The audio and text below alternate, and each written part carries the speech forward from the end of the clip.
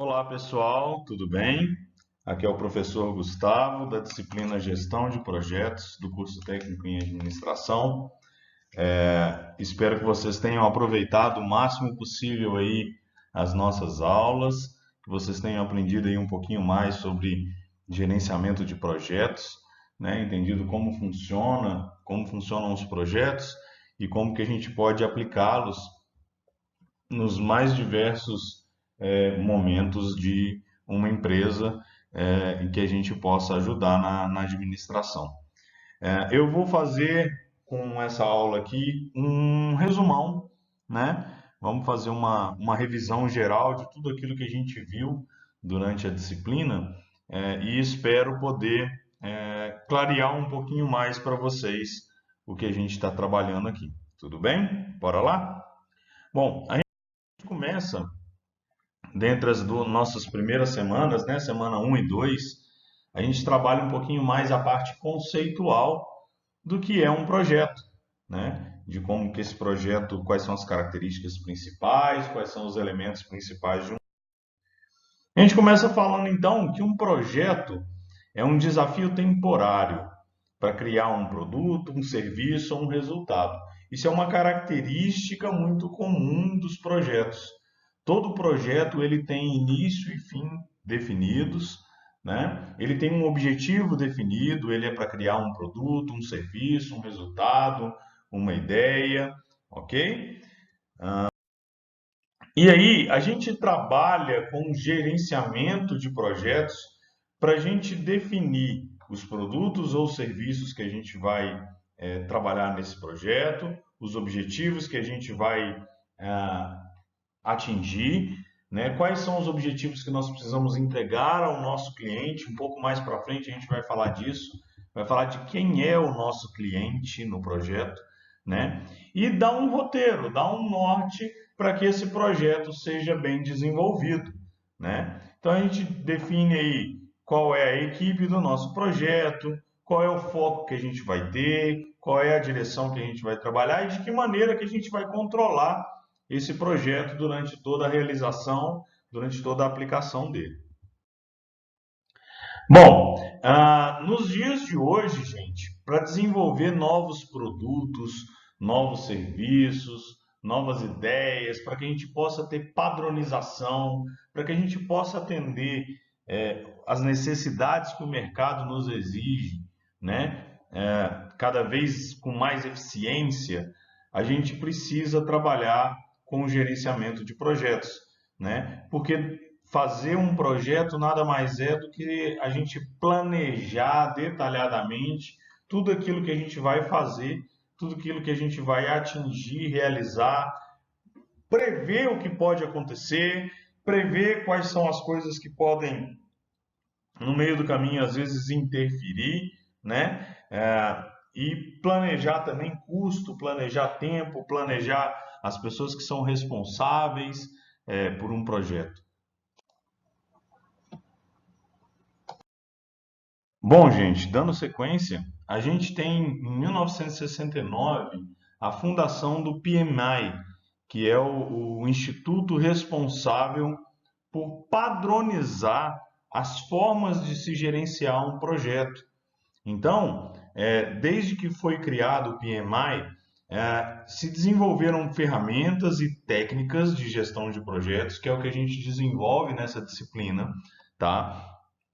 E que vão ser utilizados independente do tipo de projeto que for ser aplicado aí, tá? Desde o desenvolvimento de um software até o desenvolvimento de uma construção, de uma obra, ou da elaboração de um roteiro de um filme, etc. Bom, e aí, em 1981, o PMI lançou aí o PMBOK, né? O PMBOK é hoje o livro ou o guia mais utilizado no mundo quando se trata de gestão de projetos. Então, quando a gente trabalha com gestão de projetos, normalmente a gente vai seguir um roteiro que já é pré-estabelecido pelo PMBOK. E aí, todo projeto ele segue aquele caminho do PMBOK, mas ele segue um escopo. Todas as vezes em que a gente falar assim, qual é o escopo desse projeto? A gente está querendo dizer tudo que se envolve nesse projeto, tudo aquilo que está envolvido naquele projeto, todo o trabalho que vai ser necessário ser desenvolvido para que o objetivo desse projeto possa ser alcançado, ok? E aí a gente tem também o escopo de um produto. O escopo de um produto é um pouquinho diferente do escopo do projeto. Quando a gente vai desenvolver um produto, eu tenho o escopo do projeto, que me diz qual é todo o projeto de desenvolvimento do produto.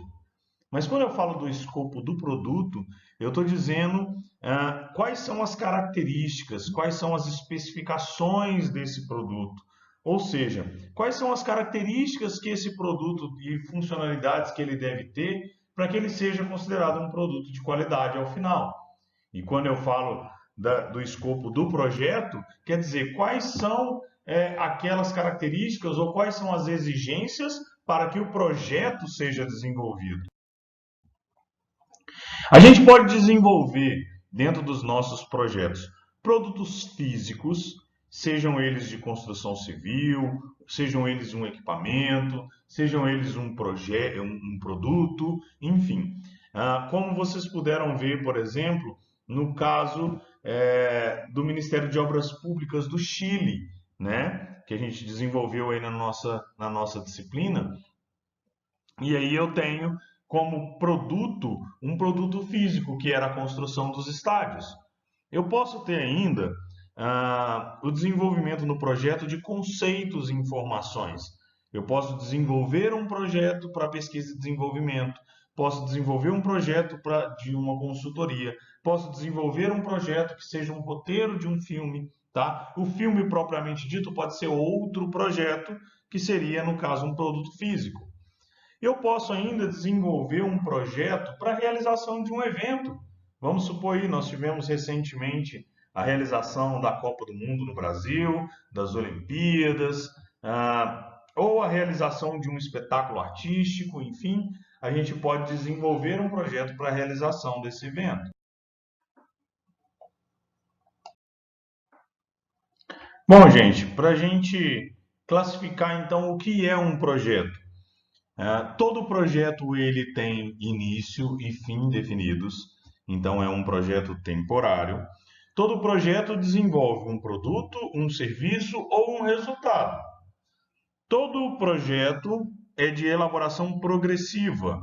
Todo projeto ele vai sendo desenvolvido incrementalmente durante um determinado período. Todo projeto ele é limitado por determinados recursos. Eu tenho um orçamento e esse orçamento deve ser cumprido. Por exemplo, então, a construção de uma casa, um sistema de horas, a digitalização de documentos, enfim. Já na semana 3 e 4, que foi a nossa aula número 2, nós trabalhamos um pouquinho mais especificamente sobre o projeto. A gente começou aí falando dos nossos stakeholders. Stakeholders são todos aqueles que estão envolvidos num projeto, né? Sejam os acionistas de uma empresa, sejam os nossos parceiros, fornecedores, consumidores, enfim. E aí, que a gente pergunta, quem é, enfim, o cliente do nosso projeto? O nosso cliente é aquele que está autorizado a tomar as decisões. O cliente é aquele que contrata o projeto, é aquele que efetivamente paga pela realização de um projeto. Então, lembrando mais uma vez daquele caso do Ministério de Obras Públicas do Chile, o cliente é o Ministério de Obras Públicas, porque foi ele quem contratou o projeto, foi ele quem tomou as principais decisões e ele quem efetivamente pagou pela realização desse projeto. E aí, todo projeto, gente, ele passa por um ciclo de vida, né? Que depende do tempo e depende da aplicabilidade dos recursos durante a realização desse projeto.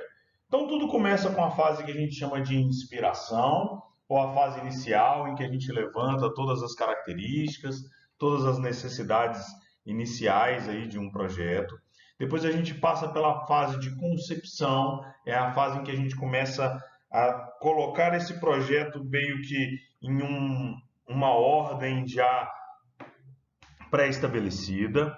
Depois a gente passa pela fase de desenho, de escrita do projeto. E depois a gente passa para a fase de desenvolvimento, que é a fase que efetivamente a gente vai realizar esse projeto, até o momento em que a gente chega no final desse ciclo de vida, que é o momento da entrega do projeto, que é quando o cliente vai aprovar ou não a entrega desse projeto contratado. Bom, e como que isso funciona, gente? Primeira fase, a fase do planejamento, é a fase em que a gente vai pegar aí quais são as justificativas, por que nós vamos fazer esse projeto, ou por que nós devemos fazer esse projeto. Depois a gente define quais são os resultados que a gente quer alcançar, quais são os objetivos, qual o tempo que a gente tem, qual o custo que vai ter esse projeto, quais são os recursos que a gente tem, ou seja, quais são a quantidade de pessoas, ou qual a quantidade de dinheiro que a gente tem, quais são os equipamentos que a gente tem para realizar esse projeto, enfim. Essa fase do planejamento é a fase que mais deve ser bem executada, porque é a partir desse planejamento que nós vamos poder executar bem um projeto. Nessa fase de execução, é a fase em que a gente vai adquirir os nossos recursos, vai adquirir os equipamentos, vai organizar as pessoas, distribuir as tarefas, né? É a hora que a gente vai realizar as atividades que foram planejadas, vai controlar a realização dessas atividades, para aí sim a gente finalizar, né? E entregar o nosso projeto no final. E aí, essa é a fase que a gente chama de fase de encerramento, quando a gente entrega o nosso produto, né, desmobiliza a nossa equipe, quando a gente encerra administrativamente, a gente vai falar um pouco mais para frente qual é essa fase de conclusão. Lembrando sempre que a gente segue sempre essa ordem, tá? É a ordem de iniciar o projeto, essa fase de iniciar, ela está muito ligada aqui ao planejamento. Essa fase de planejamento é uma fase crucial, como eu disse, para o nosso projeto. A gente tem a fase de execução, que é quando a gente caminha com esse projeto, aplica tudo aquilo que foi planejado, e a fase de fechamento, que também é conhecida como fase de encerramento aí do nosso projeto. Bom, só para a gente ampliar um pouquinho o que a gente falou sobre a nomenclatura dos projetos, né? A gente pode trabalhar projetos também como programas. O programa é um grupo de projetos. Eu posso ter, por exemplo, o Programa de Saúde do Governo Federal, que é o programa que envolve diversos projetos. O projeto de controle à AIDS, o projeto de controle da diabetes, o projeto de desenvolvimento de políticas para prática de exercícios físicos, enfim. Tudo isso faz parte de um programa, ou seja, de um grupo que vai envolver vários projetos. Eu também tenho subprojetos. Subprojetos são partes de projetos. Projetos maiores, eles são divididos em partes ou em etapas, ok? E ainda tenho grupos de subprojetos que são conhecidos como sistemas. Então, quando eu tenho um projeto que é complexo demais, ele pode ser dividido em sistemas, e dentro dos sistemas eu tenho os subprojetos. Já nas semanas 5 e 6, a gente começou um pouco mais sobre EAP. EAP, também conhecido como Estrutura Analítica de Projetos, é quando a gente vai discriminar o nosso projeto em pequenas etapas. A gente vai desmembrar o nosso projeto em partes, em componentes. E aí o autor da nossa apostila cita aí o exemplo de uma viagem. Quando eu faço uma viagem pequena, uma viagem de 100 km, uma viagem de 150 km, eu não tenho necessidade tanto de me planejar para muita coisa. Mas, por exemplo, saindo de Passos, onde nós estamos, para ir para o Acre, né, são vários quilômetros, vários dias de viagem, e que eu devo me planejar. Quais são as etapas que eu devo ter? Onde eu vou dormir? Onde eu vou abastecer o meu carro? Onde eu vou almoçar? Onde eu vou jantar? Enfim, quais são essas etapas? E aí, o EAP, ou a estrutura analítica de projetos, é eu decompor o meu projeto em várias pequenas etapas, ou em vários subprojetos, para que eu possa atingir os objetivos e as entregas que são pedidas pelo nosso cliente. Então, a partir de uma EAP, de uma estrutura analítica de projetos, eu consigo organizar o meu escopo de maneira detalhada para melhor atingir os meus objetivos. Então, por meio de uma EAP, eu posso decompor o escopo do projeto em várias subetapas. Por meio de uma EAP, eu apresento cada um dos processos ou cada uma das etapas do ciclo de vida do nosso projeto, que a gente falou agora há pouco. E a EAP é a base que a gente vai colocar. Poxa, em qual momento do meu ciclo de vida que eu vou gastar mais recursos, vou gastar mais dinheiro, depender mais de pessoas? Em qual etapa que eu vou ter mais, vou gastar mais tempo? Ou em qual etapa que eu vou gastar mais dinheiro? Enfim.